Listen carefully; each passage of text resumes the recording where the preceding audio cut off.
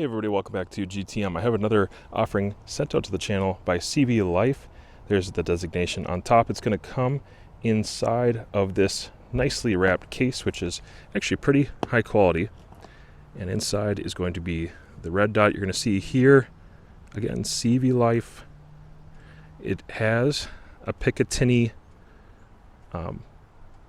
pillar there, as well as your tensioning rod, which is going to be Torx. And I appreciate that. I always appreciate seeing Starbit hardware on devices like this.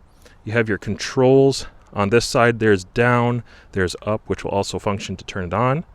And then on the top is going to be your elevation for setting 0, and your windage on the side, again, for setting 0.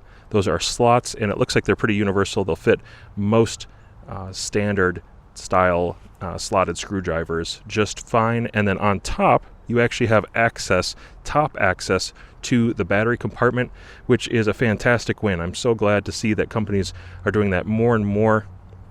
You can see the anti-reflective coatings on the device. Hopefully you can catch just a little bit of that.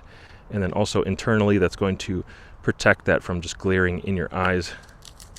Comes with some silica, and it does come with a plate. And I really appreciate the plate that it comes with.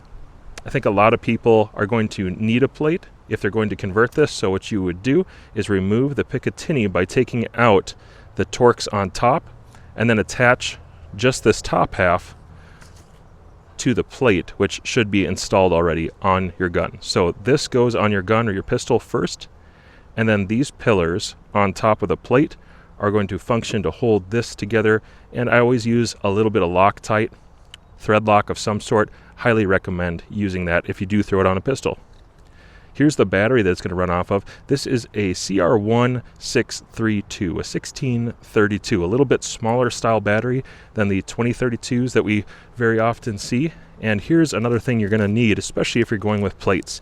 These are so many different kinds of hardware, just about everything I can think of for set depths. They have you covered there. That is so nice to see, so you don't have to try to go find out what set depth you're going to need if you're going to run this with the plate on a pistol. So well done to CVLIFE for providing everything that you need there to get this thing going. And this is probably going to be a really good fit for a 22 that I'm working on right now. For just a moment, the body of the red dot is going to be out of focus while we focus on that center dot. So that's locked in on the focus there. I'm going to go up in brightness or intensity all the way to the top, and then I'm going to go down, and it is going to appear more fine the lower you go into those night vision settings. Let's go back up for intensity. I would say it's an overcast day generally, but the sun is out, so that'll give you a feel for a real world scenario against a gray-blue backdrop there. I don't have issues picking that out. I think it gets plenty bright for the scenario I'm in right now. If you're in the desert, you'll need to assess that differently and think about brightness. To hold it off, or turn it off rather, all I need to do is hold down for about 3 seconds and it will turn itself off. To turn it on and activate again, I'm just going to press once and we're right back to that setting. Again, we're at the top, and I'll just hold it down. There's off one more time. The controls are tactile, clicky, and positive. You can definitely feel them as you're pressing them. Feels like the build quality is robust enough to throw it on a pistol, whether that be a plinking pistol like a 22 or maybe your range 9mm that you want to have some fun with. I think the body is going to be sufficient to house the glass. The glass quality is going to be sufficient to see your target and stop coating or reflections with the coatings.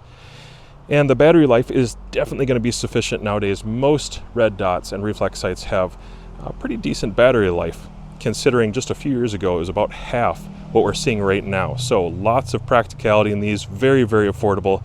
This is a budget brand and a very budget-oriented optic, but it's going to have the features that most of us need to have or want to have, as well as the capability to run on a pistol or on a Picatinny piece, maybe on a rifle, a 9mm rifle, something like that. I'm going to see about that myself.